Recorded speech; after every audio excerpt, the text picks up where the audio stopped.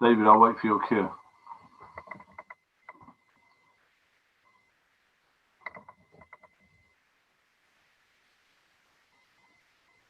Good to go.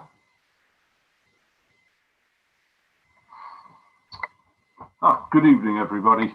I'd like to welcome you all to our Wednesday night live, Edgware United Synagogue's weekly chat show. WNL, as it has become known, started earlier this month, brought to your homes whilst we are in lockdown. The impact of the coronavirus has affected all our lives. The ability to transmit these evenings and so much more to you in the comfort of your own home has transformed our lives in so many ways. This evening, I am delighted to welcome our special guest, Lord Mann. I thank him for joining us and for finding the time in his busy schedule. I am delighted that he could join us now as we celebrate the 150th anniversary of the United Synagogue, created by an Act of Parliament on the 14th of July, 1870. Let us hope that the United Synagogue continues to flourish for many generations to come. John Mann was the elected Member of Parliament for Bassetlaw from June 2001 until 2019. Before entering Parliament, he worked for the Amalgamated Union of Engineering Workers, the TUC, and the Trade Union and Labour Party Liaison Organisation. He is a former chair of Labour Students, and just prior to his election, he was involved in running a family business, organising international conferences and other connected aspects. Since his time in student politics, John has been vocal in his condemnation of all forms of racism and intolerance and has worked tirelessly to combat it. The campaigns and the issues that he has raised in Parliament were in direct response to concerns that had been raised by Bassetlaw residents. This led to John running high-profile campaigns, for example, on consumer debt and heroin and treatment for addiction. He ran successful campaigns to keep his local hospital open and more recently highlighted the problems surrounding sexual harassment and assault in Parliament. John was re-elected to the highly influential Treasury Select Committee in September 2017 and chaired the Treasury Subcommittee. In a previous period on the committee, he led the campaign for more transparency in the consumer credit industry. John has also been Parliamentary Private Secretary to Minister for the Olympics Tessa Jowell and for Richard Cavorn, the then Minister for Sport.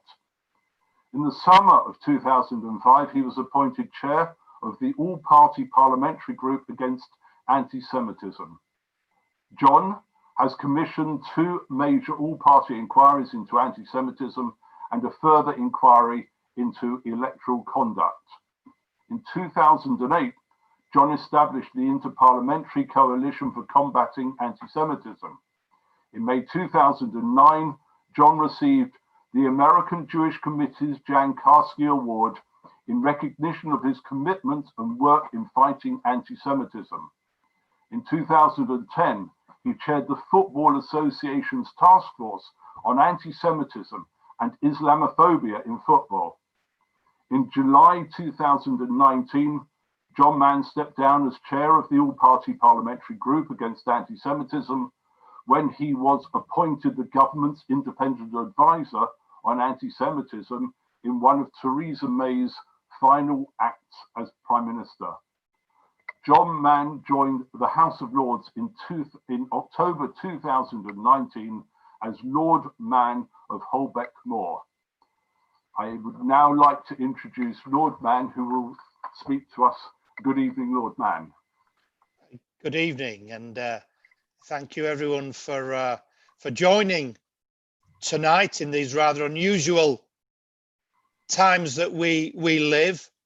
I'll speak for a few minutes, and then I'm happy to take your questions, David, and indeed any questions that are thrown at me from from those who are participating tonight. I've been appointed by government for 5 years. I'm independent of government.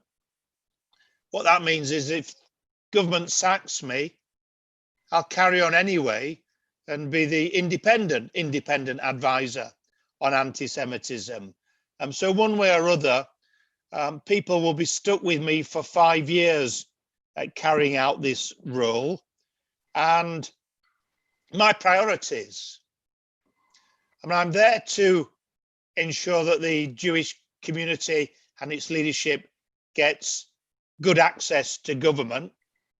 That's not a particular problem, hasn't been a problem, but one can never be complacent. But priority number one is security. The critical role government has to play for the Jewish community, above all else, is one of security. And the systems, in my view, are good. But I keep a close eye on what is happening. I liaise very closely with all the relevant parties, the Jewish community, the police, within government, to ensure that the British government is doing more than any other government in the world in terms of its role in protecting its Jewish community. The second priority that I've set is the International Holocaust Remembrance Alliance Declaration on Anti-Semitism, the definition of anti-Semitism. The UK was the first government to adopt it. There have been many across the world who've done so since. And I have a priority to ensure that that becomes the norm and the basis on which organisations tackle anti-Semitism.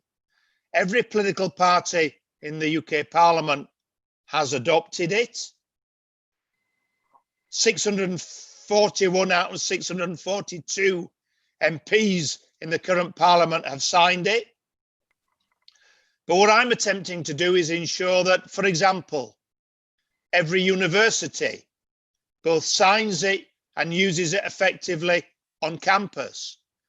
I'm pleased to let you know that yesterday, York University was the latest university to adopt the definition for its own campus and its own students. I'm also keen, and I'm having some success, in getting the world of sport to adopt it and use it. We now have 3 Premier League football clubs. It's only the current coronavirus crisis that stopped a whole series of others formally announcing that they will be adopting the definition.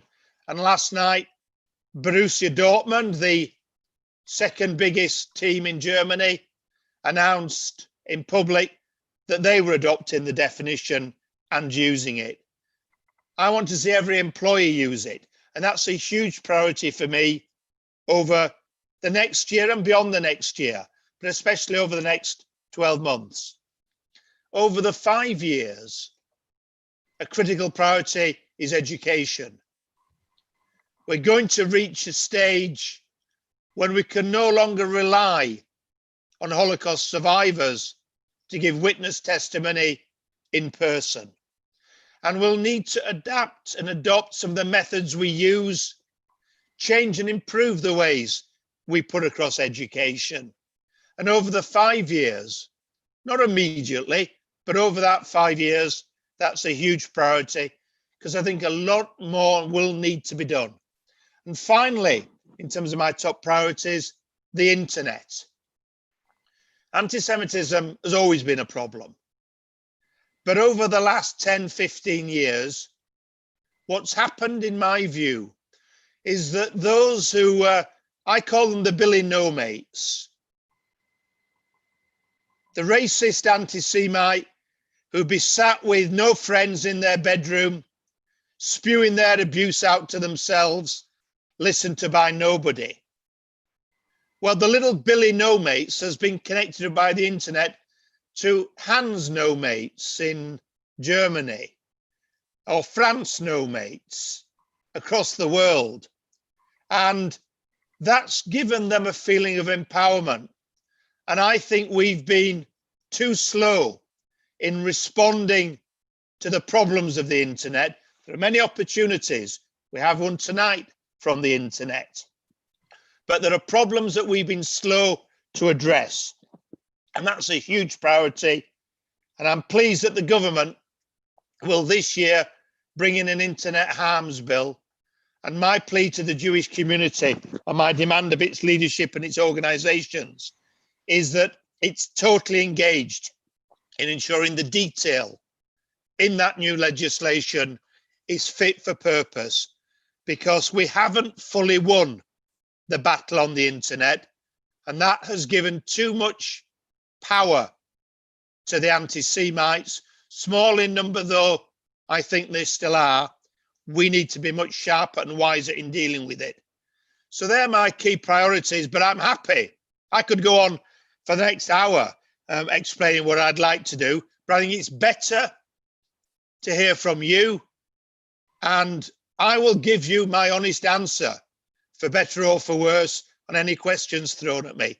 So thank you for listening in, watching in today, and I'm tending and waiting with anticipation for your many questions.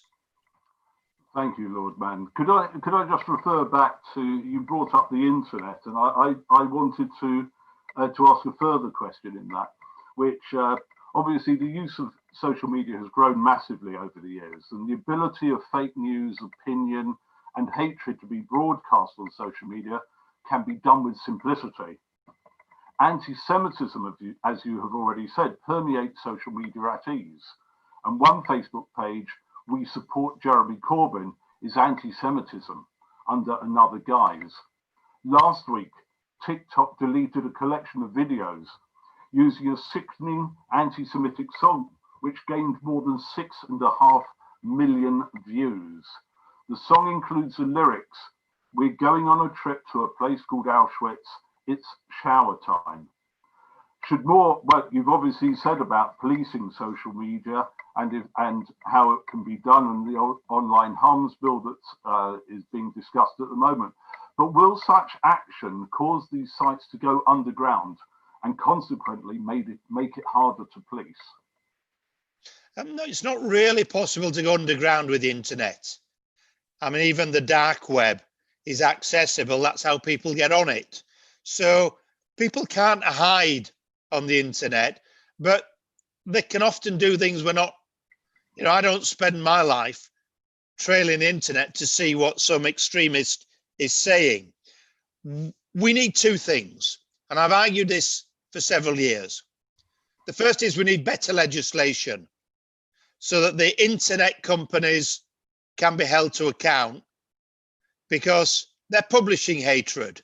And what I've called for, and what I am calling for, is a publisher's liability in the way that the broadcast media and newspapers have. If a newspaper publishes an anti-Semitic article or letter or something on its website, posted on its website, there are systems that I, you, others can use to hold them fully to account, and I have used them, and I've used them with effect. Can't do that with the internet companies. So that legal change, in my view, is crucial. The second thing I've argued for, we're seeing for the first time, we're seeing it because of efforts in America from the black community and the Jewish community through the ADL, the Anti-Defamation League. I've been arguing for quite some time that we need to use advertisers' pressure to sort out the internet. And my argument has been that if you've got a brand, let's say Coca-Cola, who are currently on a 1-month boycott of Facebook as a company, you don't want your brand name next to a racist abusing Jewish people. That's bad for your brand. So I've been arguing that the advertisers need to get wise and use their commercial pressure to force the internet companies to police the internet effectively themselves. And I've been over many times arguing with them in California, where they're based. They have the ability to do that if they choose to do so. and it's an unwillingness to do so that is a big problem, and that problem is affecting all of us. And it's a big danger for the Jewish community. It's a big danger for British society and other societies across the world. Thank you.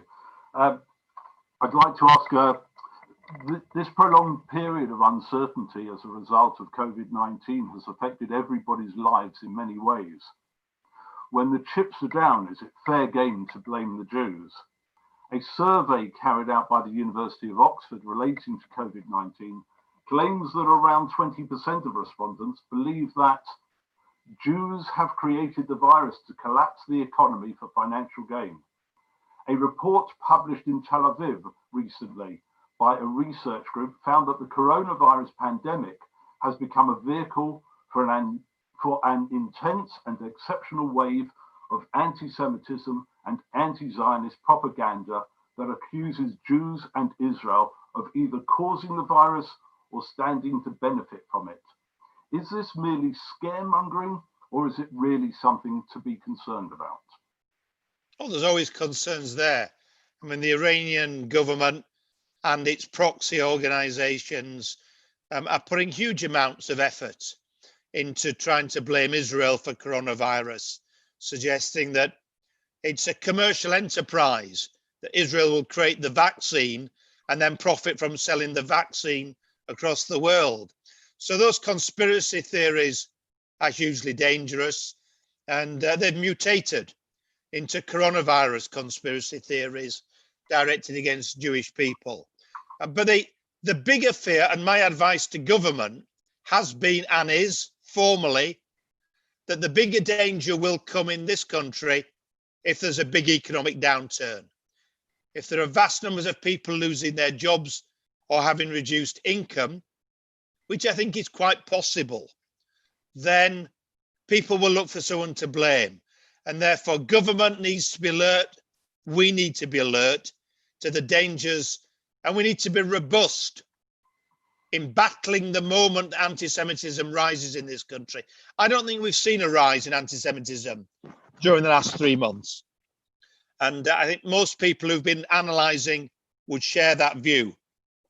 But the danger is there that we will see a rise if the economy starts to go down. And if we're not fast off the mark in cutting it down, in blocking it, in challenging it, in actioning against it, then we'll be in some problems. So a battle looms in my mind that will be there, and I've been alerting people to the need to be active and to be courageous in battling it, because that's going to be needed. Thank you. In 2016, Shami Chakrabarti was appointed chair of the inquiry. You're smiling, you know where I'm going with this, into anti-Semitism in the Labour Party. In the end, she concluded amazingly that the party was not overrun by anti-Semitism or other forms of racism. The campaign against anti-Semitism made a further complaint in 2018 that triggered the investigation from the EHRC. The report was delivered to the Labour Party last week and will be made public in the first week of August. Labour MPs have been asked not to comment because they could prejudice party interests and the final outcome. Today in the news, the Labour Party appears poised to offer a formal apology to the whistleblowers who appeared on an episode of Panorama last year. The programme contained allegations of interference within its disciplinary process by senior party figures, which were denied by the party at that time. The question is twofold. Do you think that Shami Chakrabarti was the right person to share the initial inquiry, the conclusion of which was regarded as weak at best and prejudicial at worst? And do you believe that the latest inquiry will bring about change, given that Sir Keir Starmer has already made waves by sacking Rebecca Long-Bailey for her recent indiscretion? And how do you believe he will deal with anti-Semitism in the party in the future? Well, the answer to your question, David, on Shami Chakrabarti, no, the wrong person. On the inquiry, yes, I think it will be very positive. What I'm seeing from Keir Starmer. I think Keir Starmer he's doing something he's got power over. Obviously, he doesn't run the country. He can suggest alternative policies for government, but he can't implement them. But he does run the Labour Party. And so I think he's going to show his style, his quality of leadership by sorting out the Labour Party. I think that's quite shrewd politically, but I think it's very good news as well. But you'll be the judges of that, not me.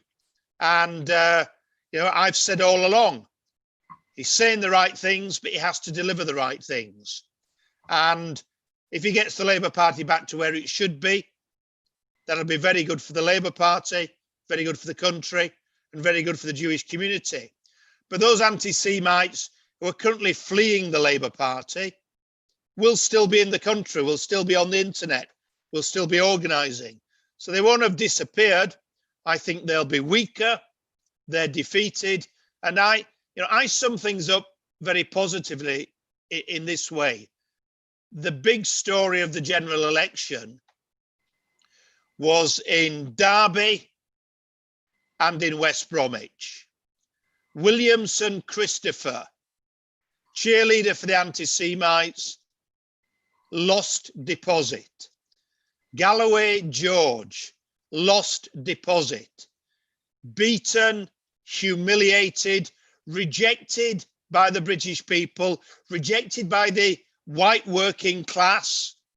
The British people have spoken on anti-Semitism, and those two results demonstrate what they've said.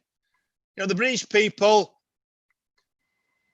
often will fall into anti-Semitic rhetoric, but in their hearts, in their instincts, they are not anti-Semitic, they're pro-Jewish, they're pro-Israel, and they reject the anti-Semites. And the general election proved that. So I'm very, very confident in the future in this country, but I'm not complacent, which is why we need to be well organised. Thank you. If there are any questions, David, a thumb up. If anybody would like to ask a question, if you would like to use your virtual hand, which if you go into participants, go to your name, and I believe you can raise your hand and you may join in. And any questions for Lord Mann. In the meantime, just one other question while we're waiting. Germany has made, I believe they're the only country, has made Holocaust denial illegal. Do you believe other countries will follow suit? And is it possible that the far right's ascendancy in Germany will in the future bring about the law being repealed? No, I don't think the Germans will change their law. I mean, Germany and Austria both have that law. But I don't think our problem in this country is Holocaust denial. So I don't think that that law would make a difference here. I think the problem in this country is people trying to divert from the Holocaust, to minimize the Holocaust, to downplay the Holocaust, to chip away at it. Rather than a denial, an attempt to water down is the problem in this country from those who are hostile.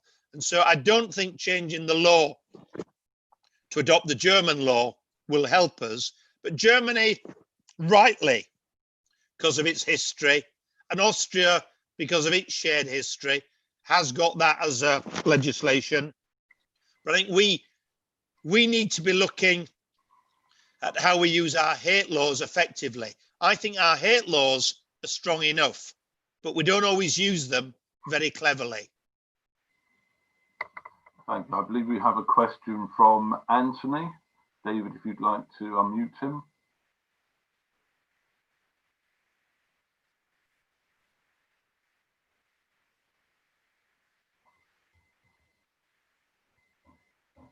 David? Hello. Oh, there we are. Oh, great, because it was just not showing up unmuted. Thank you very much indeed, Lord Mann. I've always admired your comments and the fact that you were able to stand up so virulently against many of your colleagues. One thing I'm rather concerned about is that Keir Starmer certainly showed one hand by removing Rebecca Long-Bailey, but at the same token, there were two other things. He was member of the shadow cabinet when it was obvious that Corbyn and his mates were so virulently anti-Semitic. He did very, very little, along with people like Emily Thornberry, to do anything substantial. So that's one thing. So I'm not altogether clear and certain that Keir Starmer is going to walk the walk, as it were. And the second thing, I'm also very concerned that Lisa Nandy has already come out and made very dubious remarks about urging a ban on West Bank imports, as it were. Little do they realise that by providing employment for the many Arabs there, it's only helping the Arabs as such. And I also found it rather ironic that thanks to the BDS movement, who was so anti-Semitic, they deliberately removed SodaStream from employing a workforce of about 450 Arabs. And as a result of their bigotry, SodaStream was then moved, and all its production was moved out of Israel, as I believe, and therefore 400 Arabs lost their job. And when BDS attracts people like Waters from Pink Floyd, it's very frustrating that Lisa Nandy, who supposedly is also a member of the Labour Friends of Israel, but she wants to run with her hair and, in my opinion, hump with the hounds. So that's basically it. Over to you.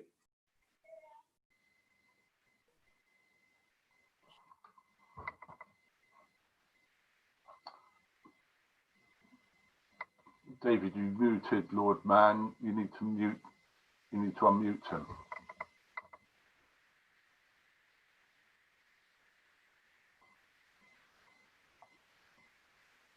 You need to.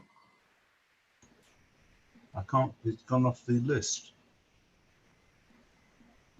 I can see him. Where? Oh, wait a minute, hold on. Under Mann, jail, alphabetically, after Maddie Cordell. Oh, here. I'm unmuted. Thank you. Sorry. I think it was Anthony who asked the questions. I don't think that's what Lisa Nandy is saying. I don't think that the Labour Party under Keir Starmer will be supporting the BDS movement. Time will tell. They haven't decided to do so yet. If they do, that will be controversial. At the moment, what I see and hear in Parliament is that the position of Boris Johnson and the position of Keir Starmer on the Netanyahu annexation plans are identical. That's what I'm seeing and hearing, both in private and in reading what's said in public. And so there's going to be let's see what happens in Israel. What I've said repeatedly over the last 2 months is that debate needs to be done using the IRA definition of anti-Semitism. In other words, democratic debate about a democracy, which Israel is, but nothing that crosses the line into anti-Semitism. And the IRA definition gives that a very, very clear guideline and ground rules for that. And so that's what I'll be attempting to ensure happens in Parliament and outside Parliament. I think there's quite a consensus about the terms of debate and how it should be carried out in Parliament. But we will see. And on, will Keir Starmer walk the walk? Well, by definition, time will tell. I think we'll have a good picture this year because a lot of the big decisions, because of the EHRC investigation, will be made for better or worse this year. So you'll be the judges of that. I think the best time to judge is going to be towards the end of the year. when he's had time to do and complete what he says he's doing. That's the time when I think Jewish communal leaders will give their honest assessment. At the moment, of course, they're positive, they're hearing the right things, but they're also guarded in saying, both privately and publicly to him, you have to deliver. Thank you, David. I've sent you a note.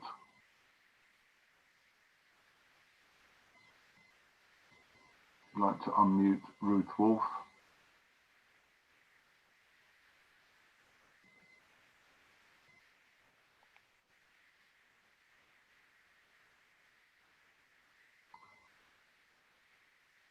You could unmute her. Have you got her?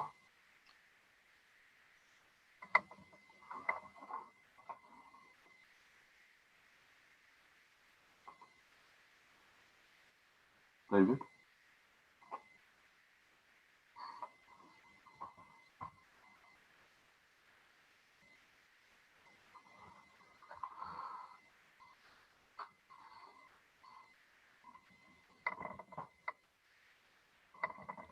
No? Okay. Lord Mann, in the meantime, while we wait for the next person, anti-Semitism is evident at an institutional level, yet thankfully so very many of us rarely or never encounter anti-Semitism on a personal level. Do we take every mention through media, comedy, music, etc., something to take offence from, which we seem to? And do we ultimately give the impression that we are always victims?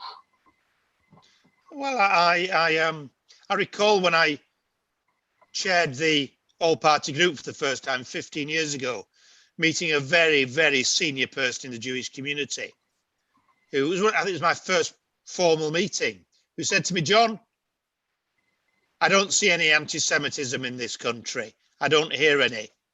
And my response to that was, well, you move in different circles to me, and that's why. So is the problem increasing? No, actually, I don't think it is. But the internet is increasing the impact, and that's hugely dangerous. So we're winning lots of battles, we're educating people, but we're not winning all the battles, and the internet is allowing the anti-Semites many, many forms of communication they didn't have before.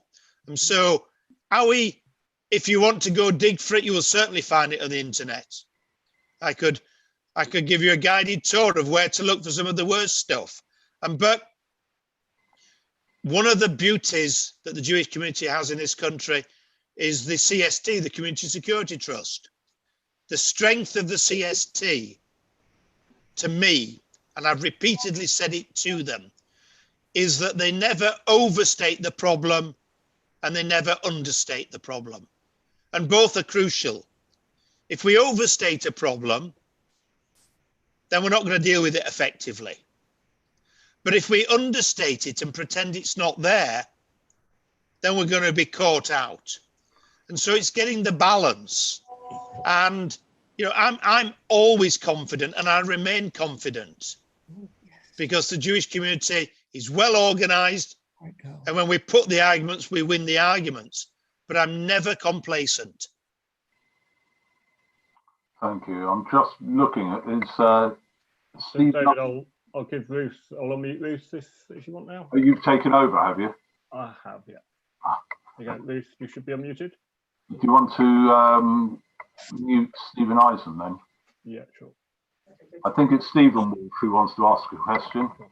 Thank you very much. And thank you, Lord Mann, for giving your time so generously this evening. I'm sorry for going back to the Labour Party. We all hope that the situation is going to be far, far better moving forward. But I would appreciate your explanation as far as you can on the philosophy behind the groups within the Labour Party that have been causing so much distress. What is it you think that makes them philosophically see the Jewish community not as a group that has equal validity for protection and respect. For example, we aren't allowed, within these hopefully very small numbers, to define for ourselves what is something that offends us, but other groups are able to do so. Could you give some explanations why you think that is the case, that they think that way?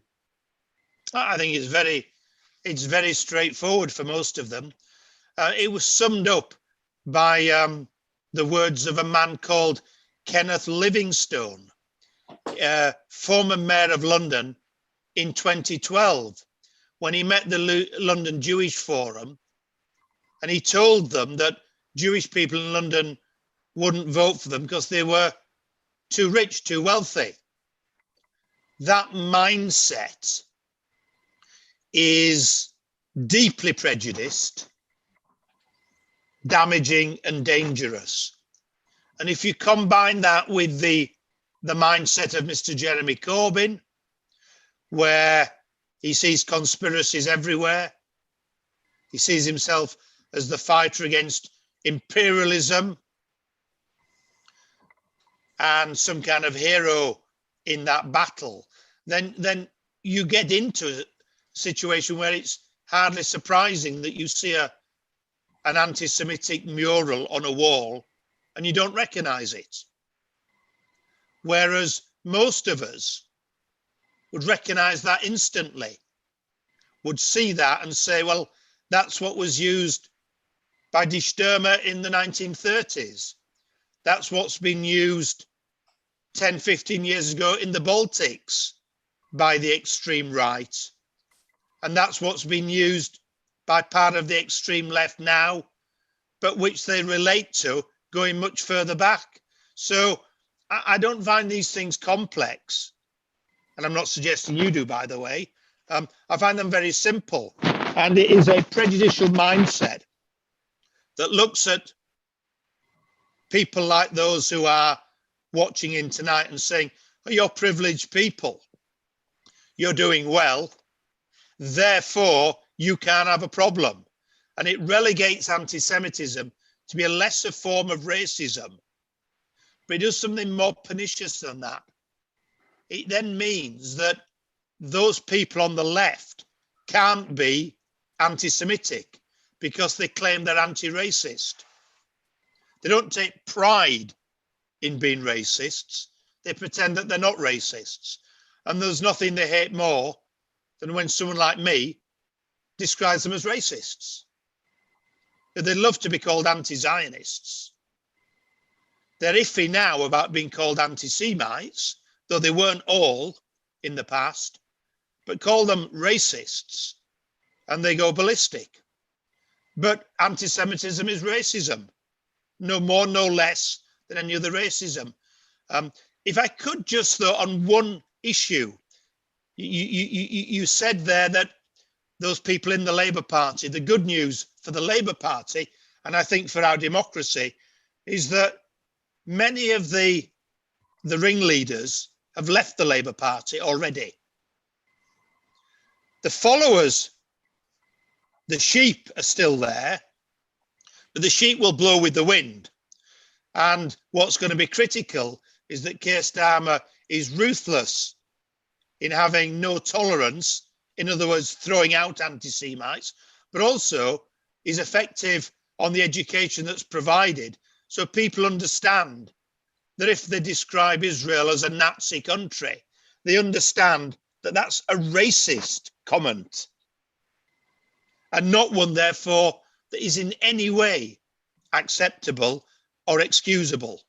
And I think that kind of education needs to be driven home on the left, including within the Labour Party. Thank you. There is, of course, a history, though, of a degree of anti-Semitism within Labour Party philosophy, if you go back to people like the Webbs, say. So there must be some degree of acceptability historically for looking at Jews in a certain way for some. There's there's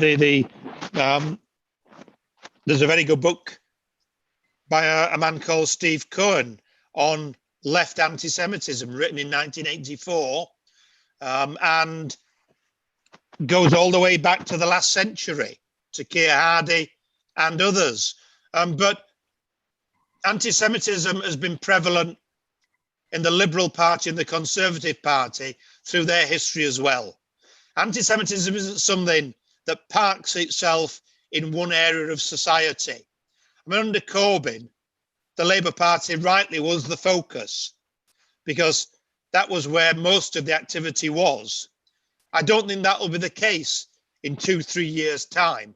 Doesn't mean there won't be problems within the Labour Party or on the left, but the Labour Party won't be the focal point, I don't think. But that doesn't mean we should be complacent about the Labour Party. But anti-Semitism will rear its head in another way next month, the month after. It mutates, it comes back. And, you know, in the election campaign, I'm dealing with them now. We're dealing with people from the Scottish National Party, the Liberal Democrats, the Conservative Party, the Labour Party, and Plaid Cymru. That's just from the last election. And that's quite a lot of parties. Not lots of people, but we're talking about senior people, members of Parliament, for example, who don't, well, whether they understand or not, have been anti-Semitic, have been racist. And in a sense, I don't really care whether we force them to shut up or educate them into improving and not saying it, as long as they don't say it. Because if our political leaders are anti-Semitic, we can be sure the rest of the country will follow. Thank you. If we go to Stephen Truman now. Yes, thank you very much, Lord Mann. I would urge you to consider thoughts about the Black Lives Matter movement. Any movement which claims moral high ground will somehow attract those that would express anti-Semitic comments and hold an anti-Semitic agenda as well. My fear is that because they claim a moral high ground and they are a noble institution or have noble ideals, ostensibly, it will attract anti-Semites. Can you speak to that, please? And is there any way we can call it out while they hold the moral high ground? I've had quite some discussion with the American Jewish Committee leadership on this, because of course the Black Lives Matters movement and organization originated 6 or 7 years ago in the United States. So they've much more experience of it. And we need to differentiate. There is a Black Lives Matters movement, which is all sorts of people, vast numbers of people in the Black community. And there are a number of organizations, of which one, Black Lives Matters UK, has put out some disgraceful stuff and has been challenged on it. And I'm encouraged by people such as the Football Premier League, who have made clear that their support for the Black Lives Matter movement and the concept that Black people should have equality in this country like everybody else doesn't mean support for any particular political organization, including that organization, which is in America as well, has had some very problematic stuff over the years, going back not just the last few months, but going back the last 6-7 years. And I'm also encouraged that a lot of the leading footballers, the Black footballers, have also spoken out, but they've also spoken out. For example, one of the leading organisers of Black footballers is a man called Carl Henry, who's spoken out on that very issue as well. So I think that the Black movement has the problem of not having organisations, unlike the Jewish community, that are well organised, well defined, well established. But therefore, we shouldn't give any credibility to fringe organisations of extremists who are not representative of black people, including black people who've been speaking out. And to give them that recognition is actually quite dangerous. It's like us saying, well, here's an extremist Jewish organisation. Let's say that they represent the Jewish community. Well, of course, they wouldn't do. So don't give them the credibility. You know, it's used by people on the left who identify, well, here's a group of Jewish people who are anti-Zionist. And look, they're Hasidic and anti-Zionist. There, the Jews are anti-Zionist. No, that's a tiny, tiny group of people with a totally different perspective and viewpoint. But they're not representative of 99.9%. And so that's what we need to be careful of. And so you use the term movement. That is the right term. And it's good that the Jewish community is standing alongside the black community, both in this country and in the United States, and vice versa. And the more that happens, the better. But I and others will call out any anti-Semitism that comes from any of their leaders or indeed anyone from that camp. Thank you. Phil, is it Rachel who's on next? Yes. Hello, good evening, Lord Mann, and thank you for your time. I just want to add to Stephen's point and just remind all the audience that Hitler called us white niggers. So it's all very well to say that Jews, you know, fall on the wrong side of Black Lives Matter, but, you know, that's what we were called in the Second World War. On a second note, Ken Livingstone, I don't know if he's aware, says all Jews are rich. I wonder if anybody's ever told him that he had a massive Labour vote from the Jewish community. I know that Diane Abbott has had a lot of votes in Jewish areas in London because of all the Jewish community that Labour has looked after, whether it be benefits or housing. I wonder if anybody's told Ken Livingstone that we're not all rich. When he finds a rich Jew, he's quite happy. Lord Levy's given a lot of money to the Labour Party over the years. So it's about time he sort of shaped up and got rid of this image. Why does he think all Jews are rich?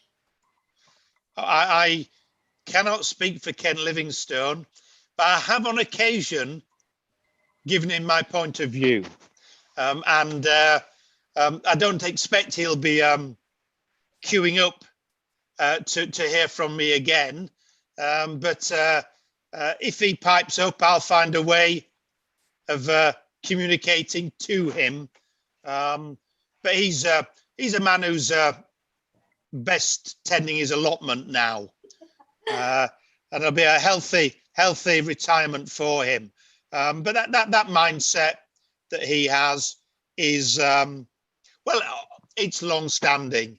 I mean, it's not something that suddenly emerged from nowhere. He'd been saying it in different ways for a long time. And so I've given him my view, and good riddance to him. Yeah, or Maine, as they say. Thank you. It's a similar mindset, I think, of the people who not only think that all Jews are rich, but actually that the population of this country, rather than having some 250-odd thousand Jews, that we, for some reason, are somewhere between 6 and 10 million within this country. I'll go to David Oliver next. Okay. Hi, it's David Oliver, Lord Mann, and we spoke earlier. I'm going to probably ask you the most difficult and uncomfortable question you'll ever be asked. We, as a Jewish race, the Jewish people, we've been slaughtered for the last 3,000 years, more or less without break. Why? Well, Anthony Julius has written a very good book that I recommend on the history of anti-Semitism. But, you know, in the circles that I've always moved, I never represented more than literally half a dozen Jewish people when I was an MP. I didn't grow up anywhere near a Jewish community. Jewish pride and identity and culture has always been clearly defined. So Jewish people have always been different and been proud to be different. Different religion, some different customs, different holidays, slightly different food, sometimes different appearance, not everywhere, but on some places sometimes. And that has led in times of difficulty to hostility. And the Christian church for 2,000 years had an ideology that Hitler, amongst others, was happy to build upon. So there's the origins of it. Why it continues today with all this education, why there is prejudice. My conclusion is actually the vast majority of people aren't prejudiced against the Jewish people any more than anybody else. But anti-Semitism has been and is the excusable racism, and therefore people get away with it. I take the approach of Jean-Paul Sartre, the French philosopher, that we all have an element of discrimination within us. The question is, are we prepared to challenge it? And the truth is that many people have not been prepared to challenge it, including when it comes to the Jewish community. And so our role, by ours I mean politicians, has to be not just to stand alongside the Jewish community, but if the going is tough and the bullets are flying and the abuse and the insults are flying, or the stones are flying, or worse, to actually stand in front of the Jewish community and take the blows first. That's the role of political leaders. And the better the education, the less tolerant we are of anti-Semitism, the more we will minimize it. Though I suspect we will never fully eradicate it, just as we won't eradicate other prejudices fully. I hope you're right. Thank you. Phil, is there anybody else? No, there's no other questions at the moment, David. No. Okay. I'll come back to Lord Mann. We've been on for nearly the hour, which was the time we had allotted anyway. I would like to thank everybody who's been tuned in this evening to listen to you. It's certainly been an extremely interesting evening. I thank you, Lord Mann, for joining us this evening and giving of your valuable time. It is greatly appreciated. I wish you well. I wish you continued health through COVID-19, however long it may last and however long it's with us, and nobody knows. And may you continue your work for the Jewish people. You have no idea how much it's appreciated when people who are not Jewish want to stand by us. It is a wonderful thing, and it's appreciated far more than the Jewish people who stand up for us. But for a non-Jewish person to do that, I take my hat off to you. I take my couple off to you.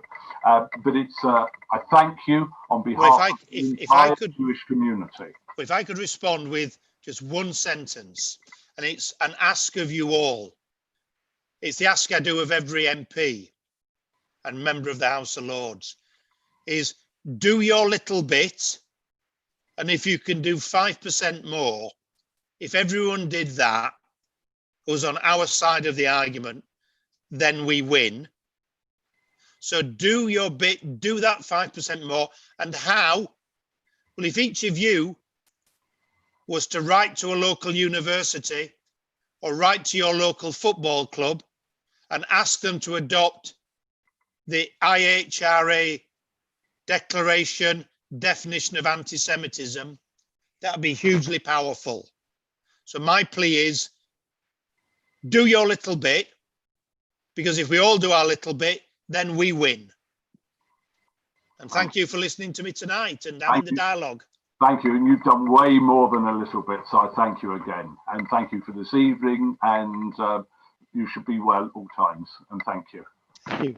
Good night, everybody, and thank you for joining us.